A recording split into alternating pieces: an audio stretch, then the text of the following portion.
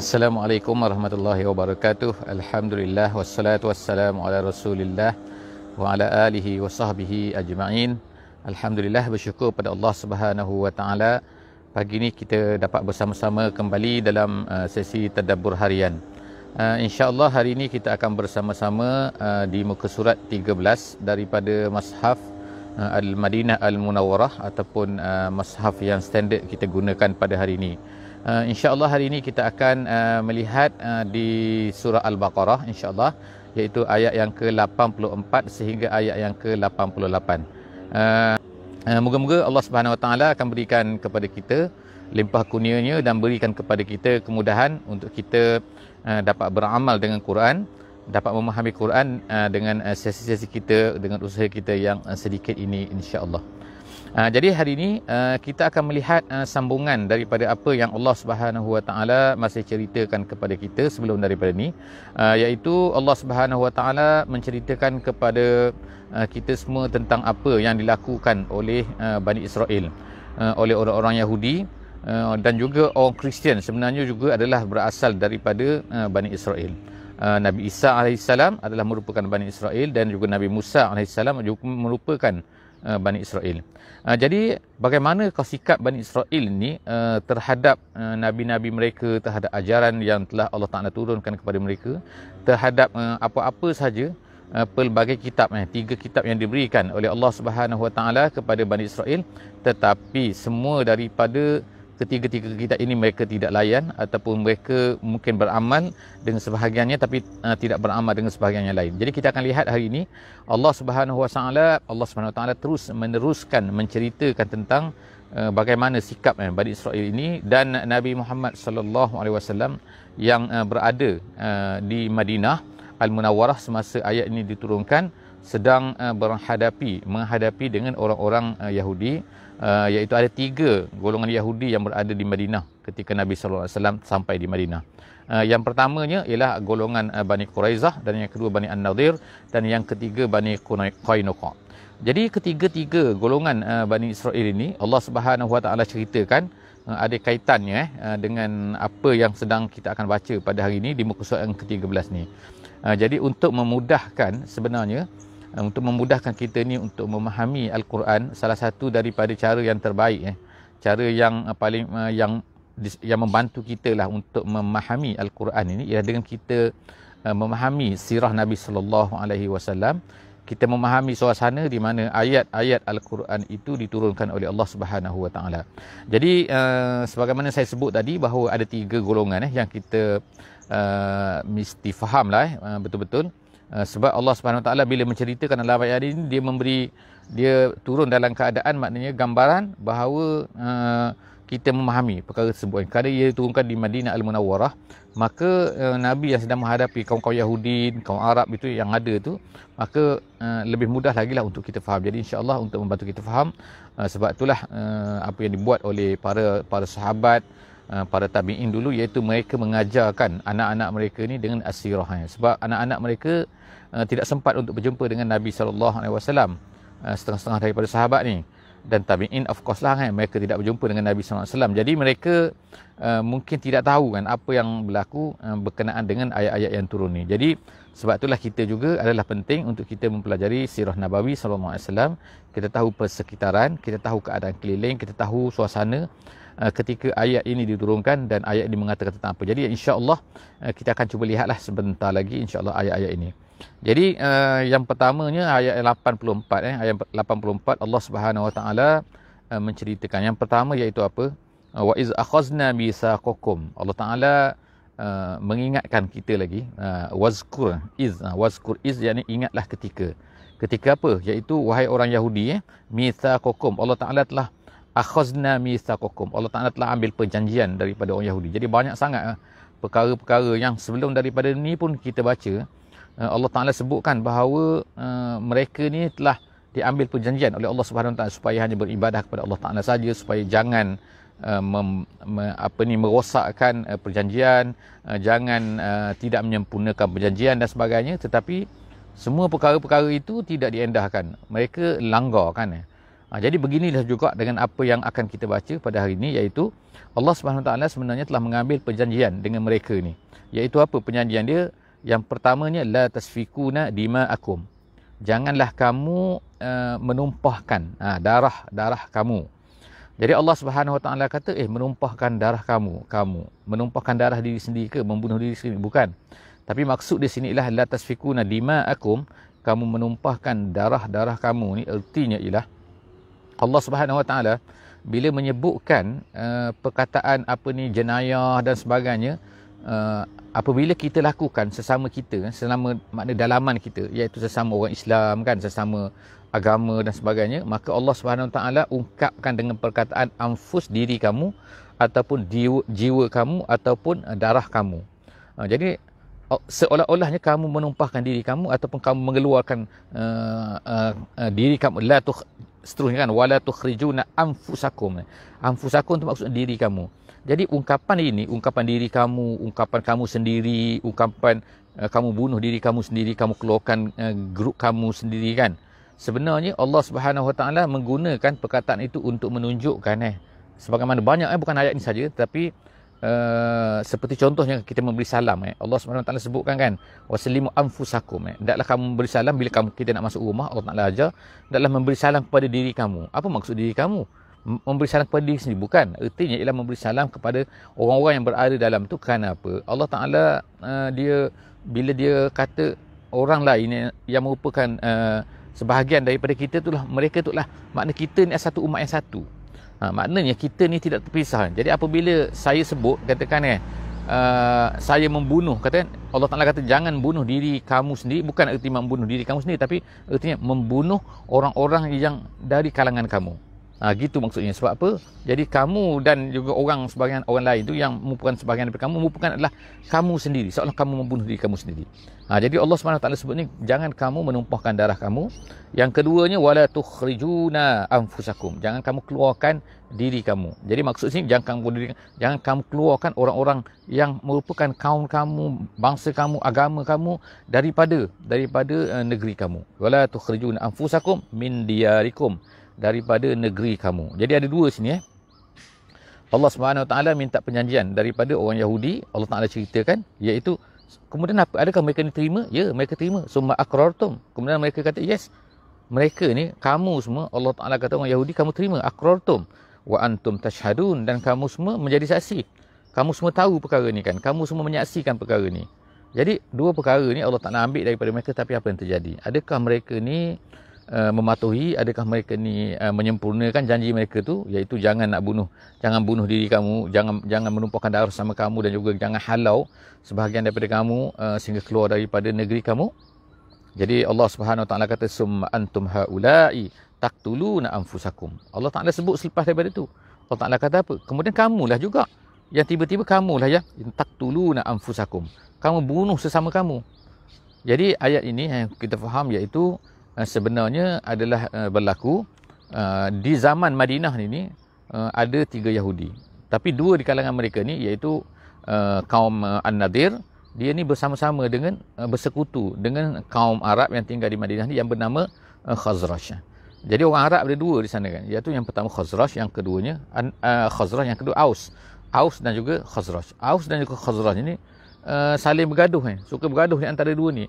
Tapi yang di belakang Aus ni ialah kaum Bani Quraizah. Yang di belakang Khazraj pula ni ialah Bani An-Nadir. An-Nadir ni adalah Yahudi, Quraizah ni adalah Yahudi. Yang bertempur ni adalah 2 ni, orang Arab ni. Orang Arab 2 bertempur dengan Aus dan juga Khazraj ni. Satu di backing oleh orang Yahudi sini, satu di backing oleh orang Yahudi di sini. Jadi bila mereka ni bertempur, maka yang ni akan tolong yang ni akan tolong yang ni. Jadi akhirnya mereka pun bertempur. Jadi terpaksalah membunuh di kalangan kaum mereka sendirilah, maknanya kan, iaitu Yahudi sendiri. Jadi maknanya Al-Quraizah terpaksa berperang dengan An-Nadir, An-Nadir terpaksa berperang dengan Quraizah. Kenapa? Masing-masing nak tolong khulafa dipanggil, grup mereka, iaitu sekutu mereka. Jadi inilah yang berlaku. Jadi Allah Subhanahu Wa Taala sebenarnya telah mengharamkan kepada mereka 4 perkara. 4 perkara yang ada disebutkan dalam ayat 84 dan juga ayat 85 ni, iaitu yang pertama, ayat ini disebutkan oleh ulama untuk menjadi perkara-perkara yang akan menjadi dasar utama dalam segala perjanjian. Dalam apa-apa perjanjian yang dibuat di antara manusia dan manusia, demi untuk memelihara ketenteraman dan sebagainya, maka mesti kena ada 4 perkara ni. Iaitu apa? Yang pertama sekali ialah asalnya ialah tidak membunuh sesama kita. Kan? Yang keduanya ialah tidak akan menghalau di antara sesama kita. Menghalau di sini ertinya ialah membuat apa-apa saja yang menyakitkan, yang menyebabkan orang tu rasa nak lari daripada kita. Itu termasuk kata ulama seperti mana disebutkan oleh Tafsir Al-Wasit yang dikeluarkan oleh Universiti Al-Azhar. Dia kata bahawa maksud menghalau ni ialah bukan hanya menghalau direct menghalau, tapi kemungkinan juga ialah menghalau dalam erti kata membuat satu benda yang boleh menyakitkan orang tu sehingga orang tu tak larat lagi nak tinggal di situ. Itu kan, perkara-perkara menyusahkan orang sehingga orang tu hingga akhirnya terhalau daripada situ. Bukan kita halau dia, tapi sebenarnya buat satu-satu perkara yang menyebabkan orang tu tak rasa selesa tinggal di situ. Jadi disebutkan oleh ulama-ulama tafsir tu ialah seperti contohnya ialah kalau jiran tu tinggal di tepi rumah kita, kita tak suka, kita buat perkara-perkara yang menyebabkan dia tu lari daripada tempat tu kan, tempat tinggal tu. Jadi itu perkara yang kedua. Perkara yang pertama membunuh tadi, yang kedua menghalau atau membuat perkara-perkara yang menyebabkan orang tu lari. Yang ketiganya adalah tidak menolong pada perkara-perkara maksiat. Maknanya kalau orang buat maksiat di kalangan kita, maka kita tak boleh tolong. Yang keempatnya ialah mestilah menebus. Menebus artinya apa? Kalaulah siapa-siapa di kalangan kita, orang-orang yang membuat perjanjian ni, mereka ni menjadi tawanan perang dan sebagainya, maka berkewajipanlah kepada kita untuk menebus dia tu. Inilah perjanjian ni, dan perjanjian inilah juga yang kita lihat bahawa yang dibuat oleh Nabi SAW bila Nabi SAW sampai ke Madinah, yang dinamakan sebagai Piagam Madinah. Jadi kita lihat bahawa Allah SWT sebut di sini bahawa orang Yahudi ini telah berjanjilah dengan Allah SWT bahawa mereka akan melaksanakan perkara ni, 4 perkara ni. Tetapi apa yang berlaku, Allah Taala sebut selepas itu, summa antum haula'i taqtulun. Kemudian Allah Taala kata, kamulah tengok kamu, apa yang kamu buat. Kamu janji tadi, tapi selepas daripada itu Allah Taala kata, kamu ni taqtuluna anfusakum. Kamu bunuh diri kamu, iaitu membunuh sesama kamu. Membunuh orang Yahudi yang juga Yahudi. Kemudian yang pertama, kemudian yang kedua, tukhrijuna fariqam minkum min diyarihim. Dan kemudian kamu keluarkan sahabat-sahabat kamu halau mereka, menyebabkan mereka ni terhalau dan sebagainya. Itu tukhrijuna. Kalau ikut asalnya ialah tukhrijuna fariqam minkum min diyarihim. Kamu keluarkan sebahagian daripada mereka ni daripada negeri mereka. Tazaharuna alaihim bil ismi wal udwan. Tazaharuna artinya ialah maknanya kamu ni menolong. Menolong pula tu, membantu alaihim bil ismi wal udwan, dengan dosa, dengan maksiat dan juga dengan al-udwan, iaitu kezaliman. Maknanya apa maksud di sini? Iaitu mereka ni membantu orang lain untuk menghalau kaum mereka sendiri kan.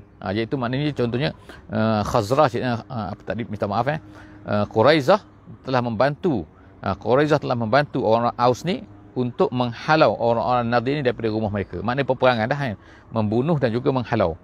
Itu yang ketiga. Dan yang keempat, Allah SWT kata sini apa? Wa in ya'tukum usara tufaduhum. Tapi tiba-tiba pula, kalaulah mereka ini ditawan, siapa yang ditawan? Iaitu Bani An-Nadir ni ditawan oleh Aus ni, maka tiba-tiba Quraizah lah pula datang membayar. Membayar apa? Membayar tebusan untuk membebaskan Bani An-Nadir tadi. Jadi kita lihat kan macam mana bila perkara ni berlaku, maknanya ada benda yang mereka praktikkan, ada benda yang mereka laksanakan. Jadi ini menimbulkanlah kepelikan even di kalangan orang Arab pun. Jadi orang Arab pada masa itu pun mereka pun kata, apa ni orang Yahudi kan, sekali kamu macam ni, ada benda yang kamu buat, ada benda yang kamu tak buat.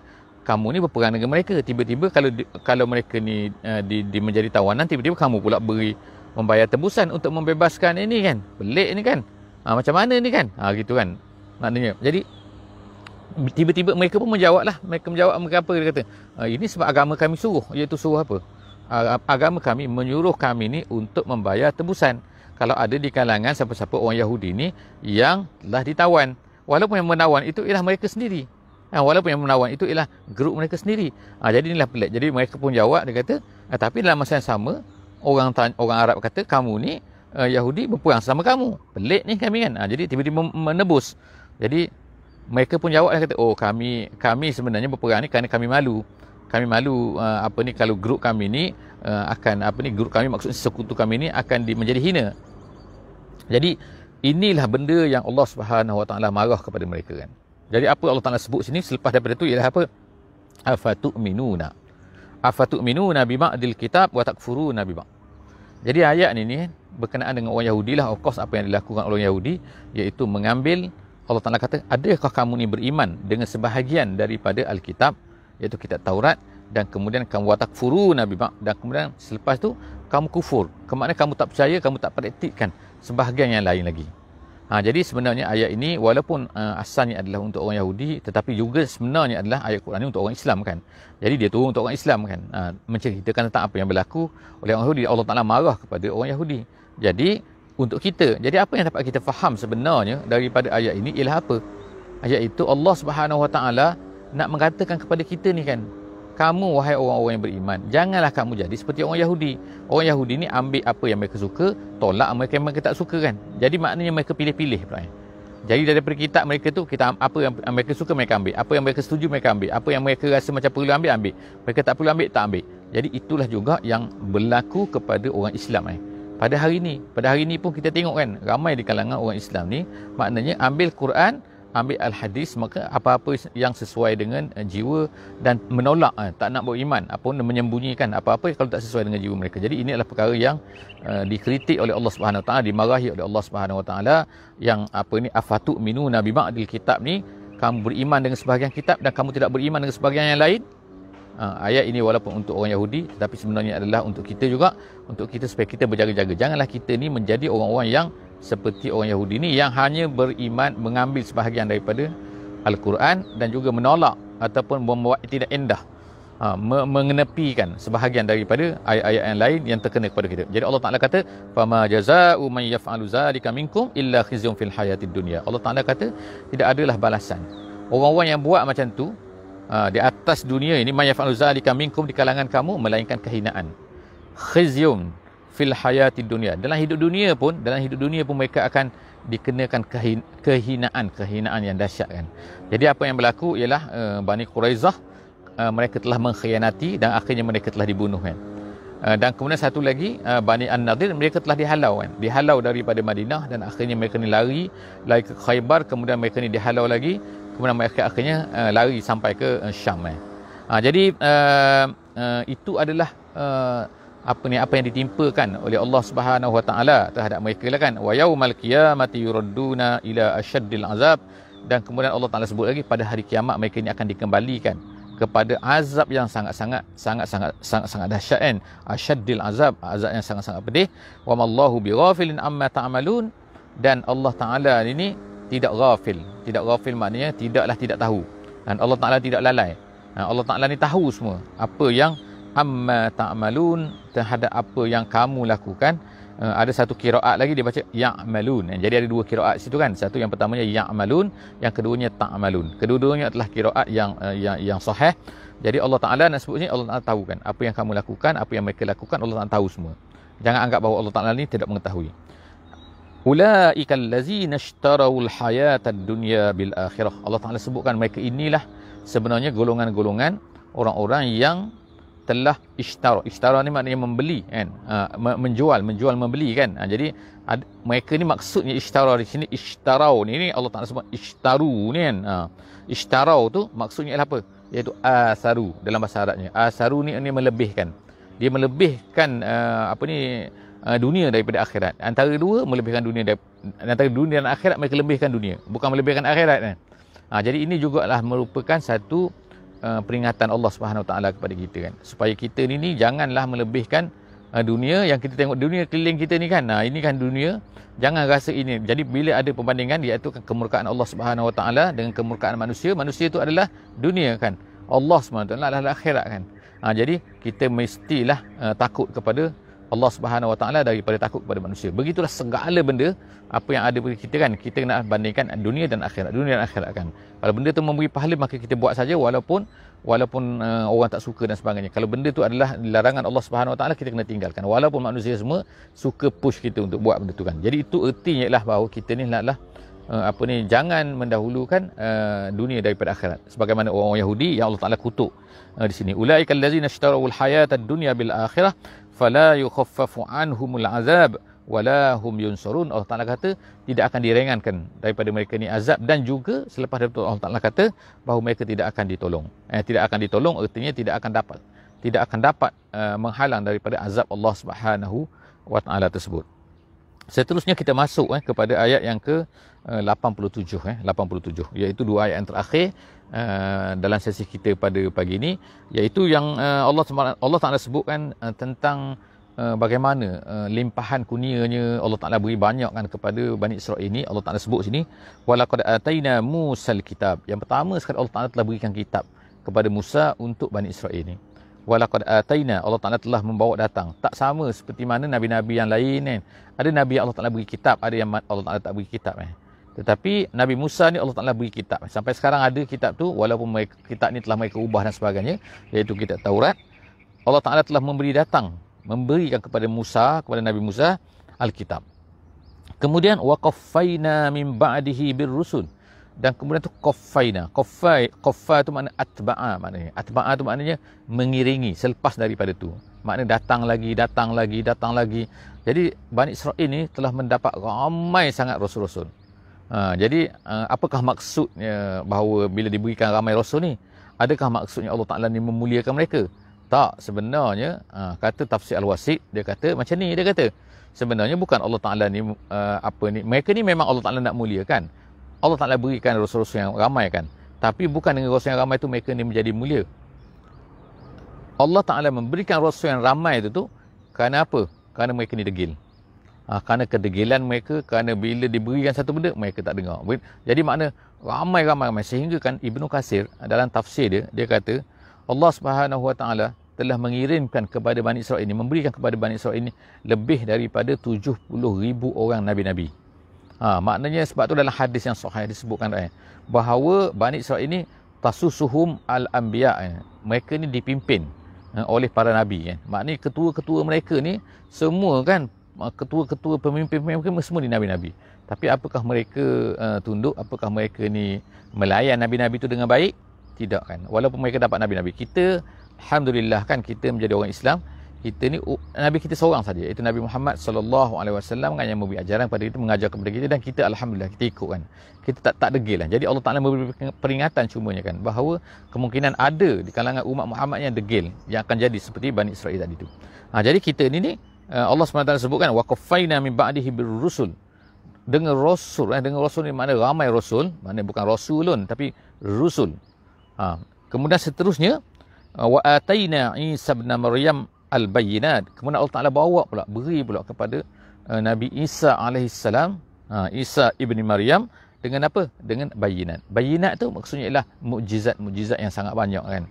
Jadi nak tunjukkan mukjizat yang berlaku kan, yang ditunjukkan oleh Nabi Isa, yang diberikan kepada Nabi Isa alaihissalam, menghidupkan orang yang mati kan, menyembuhkan orang yang sakit sopak, menyembuhkan orang sakit baras, sakit kulit dan sebagainya tu kan, menghidupkan orang mati lagi, dan boleh menceritakan apa-apa yang ada di rumah kan, dan macam-macam maknanya perkara-perkara yang orang tak tahu pun dia Allah Ta'ala berikan kepada dia mukjizat tahu perkara-perkara tu semua adalah bayinat yang diberikan kepada Nabi Isa alaihissalam. Wa ayyadnahu biruhil qudus, dan kemudian Allah Ta'ala telah sokong dia, kukuhkan Nabi Isa alaihissalam ni dengan biruhil qudus. Ruhul Kudus maksudnya ialah malaikat Jibril. Tapi dipanggil, setengah ulama katakan nama dia tu diberi nama Ruh Kudus kerana apa? Kerana dia ni membawa wahyu kepada nabi-nabi, dan wahyu itulah satu benda yang menghidupkan. Dia macam ruh kan. Sebab satu benda tu, badan kita pun tak boleh hidup kan kecuali ada ruh. Jadi begitulah hati kita ni tak akan hidup tanpa adanya ruh. Jadi ruh tu dia bawa oleh Jibril, iaitu wahyu, dan kemudian disampaikan. Tapi orang-orang Kristian lain pula cerita dia kan. Ruh Kudus tu maksudnya ialah pula benda lain jadi inilah kesilapan yang dilakukan oleh orang-orang Kristian. Afakullama ja'akum rasulun bima la tahwa anfusukum. Tetapi walaupun nabi mereka tu ramai, Allah Taala kirimkan ramai, tapi setiap kali datang saja nabi-nabi kan, mereka ni akan pilih. Jadi pilih apa tu kan? Bima la tahwa anfusukum istakbartum. Kalau satu benda tu mereka tak suka, tahwa tu maksudnya tuhibbu, satu benda yang mereka tak suka, mereka akan istakbartum. Kamu, Allah Ta'ala kata, kamu akan takabur, kamu akan menolak, sombong. Fafariqan kazzabtum. Jadi ada di kalangan nabi-nabi ni kesombongan kamu, wahai Bani Israel. Ada di kalangan nabi-nabi ni kamu kazzabtum, kamu dustai. Maknanya kamu tak percaya. Ada nabi-nabi ni datang, kamu tak percaya, ini bukan rasul, tak percaya apa yang dibawa oleh rasul tu. Itu satu perangai. Salah satu daripada apa yang mereka buat terhadap rasul-rasul yang dikirimkan oleh Allah Subhanahu Wa Taala kepada mereka tu. Tapi ada lagi apa mereka? Wa fariqon taqtulun. Tapi ada pula satu kelompok lagi, orang yang kamu dustai. Jadi tengokkan, Allah SWT mengirimkan Nabi Isa AS kepada Bani Israel. Apa yang diterima oleh orang Yahudi, apa yang dibuat oleh orang Yahudi, mereka tolak Nabi Isa AS. Kemudian ada di kalangan mereka tu yang dibunuh, seperti Nabi Zakaria dan juga Nabi Yahya. Dua-dua tu dibunuh oleh orang-orang Yahudi, orang Bani Israel. Jadi nak tunjukkan, Allah Ta'ala sebutkan bahawa ada yang dibunuh, ada yang didustai, ada yang mereka tak percaya. Jadi itulah perangai mereka. Waqalu, dan kemudian lagi mereka berkata, Bani Israel ini berkata lagi, qalu qulubuna ghulf, hati kami ni tertutup. Kamu cakap apa-apa kami tak tahu, malas dengar, tak nak dengar, tak nak faham. Itu ghulf ni maksudnya tertutup, terbungkus. Dia kata, ni cakap mereka ni, hati kami terbungkus, dia kata. Jadi ada bacaan qiraat sebagaimana Ibnu Abbas, dia tak baca ghulfun, dia baca ghulufun. Kalau ghulufun tu makna dia lain sikit. Ghulufun tu makna dia ialah awiyah, makna awiyah tu makna bekas. Jadi maknanya sini menurut seperti mana yang ditulis oleh Ibnu Abbas, dia kata ialah maksud ayat ni ialah waqalu qulubuna awiyah. Gitu. Mereka berkata hati kami ni awiyah. Awiyah tu satu bekas yang dah ada ilmu dah. Jangan ceritalah, kami tahu semua. Itu juga satu perangai perangai. Jadi kita boleh tengok kan penafsiran ataupun makna yang berbagai ni dengan qiraat yang berbagai ni dengan ghulufun, lam tu di baris atas kan, di baris depan kan, luf. Jadi itu mereka kata, maknanya mereka tak nak terima lah. Maksudnya kedua-dua yang mereka tak nak terima. Mereka tak nak terima apa yang datang ni daripada Nabi SAW. Hati kami ni dah terbungkus, hati kami ni. Kemudian balla'anahumullahu bikufrihim. Jadi Allah Ta'ala kata, bahkan Allah Ta'ala melaknat mereka ni bukan kerana mereka tak faham, tapi kerana mereka kufur. Jadi sebab mereka kata macam tu, sebenarnya mereka ni kufur. Mereka kufur dengan Allah Subhanahu Wa Taala. Faqalilam ma yu'minun. Dan Allah Taala akhirnya buat itu akhirnya kan, kenyataan akhir ni faqalilan maknanya sedikit. Ma tu ialah dia, kalau dalam bahasa dalam penafsiran dia kata ma tu adalah mazaidah, ma tambahan. Jadi ma tu bukan makna tidak, bukan sedikit saja tidak beriman, bukan. Tapi dia kata ma situ ialah nak menambahkan zaidah li ta'kidil qillah. Dia kata. Jadi ma tu adalah tambahan untuk menunjukkan kepada, untuk mentakkidkan, menyungguhkan lagi bahawa sangat sedikit. Sangat sedikit yang ma yu'minun faqalilan ma yu'minun, sedikit sangat yang beriman dengan yang dibawa, apa yang dibawa oleh nabi-nabi dan juga rasul-rasul yang dikirimkan oleh Allah Subhanahu Wa Taala. Jadi setakat itu sajalah insya-Allah kita dalam sesi muka surat 13 hari ini. Insya-Allah kita akan jumpa lagi dalam sesi yang akan datang, muka surat yang ke-14 insya-Allah. Aku qouli hadza wa astaghfirullahal azim li wa lakum wa billahi taufiq wal hidayah. Assalamualaikum warahmatullahi wabarakatuh.